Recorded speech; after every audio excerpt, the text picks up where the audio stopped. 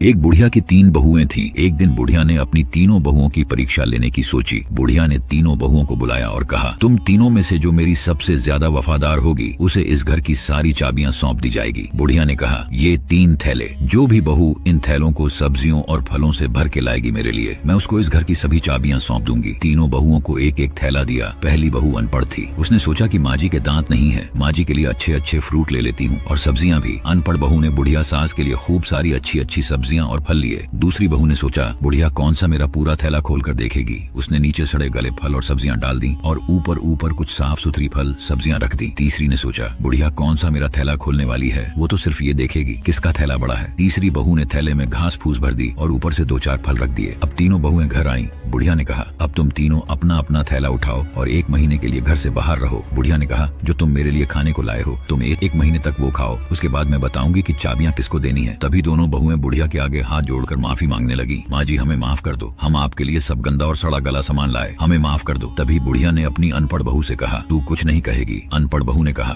माँ जी मैं तो आपके लिए ताजे फल और सब्जियां लाई थी। बुढ़िया अपनी अनपढ़ बहू की बात से बहुत खुश हुई। बुढ़िया ने अपने घर सभी चाबियां उस अनपढ़ बहू के हाथ में दे दी। अब कहानी का निष्कर्ष आप ही बताएं। बोलो राधे राधे।